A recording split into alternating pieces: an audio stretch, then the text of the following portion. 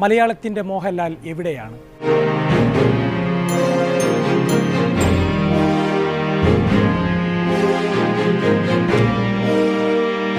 രണ്ടായിരത്തി 2024 തുടക്കമെത്തിയ വാലിബനും ഒടുക്കമെത്തിയ ബറോസും മൂക്കും കുത്തി വീണു. മോഹൻലാലില്ലാതെയും ഈ ഇൻഡസ്ട്രിക്ക് പീക്കിലേക്ക് ഉയരാനാകുമെന്ന് 2024 വിലയിരുത്തപ്പെട്ടു. അതിനിടയിലാണ് ഹെലികോപ്റ്ററുകളുടെയും വിദേശ ലൊക്കേഷനുകളുടെയും ബലത്തിൽ എബ്രാം ഖുറേഷി വരുന്നത്. തൻ്റെ കരിയറിലെ മോശം കാലത്ത് പോലും താരമൂല്യത്തിൽ തനിക്ക് വട്ടം വെക്കാൻ പോന്ന ഒരാളുമില്ല എന്നതിൻ്റെ സാക്ഷ്യമായിരുന്നു അതിൻ്റെ തിയേറ്റർ കണക്കുകൾ.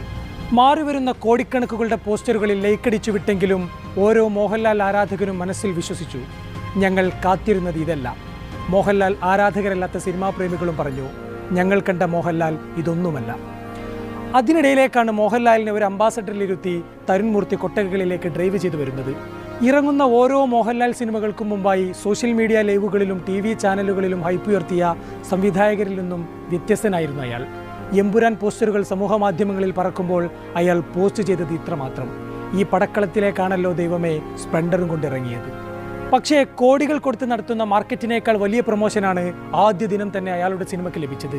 സിനിമ കണ്ടിറങ്ങിയവരെല്ലാം ഒരേ സ്വരത്തിൽ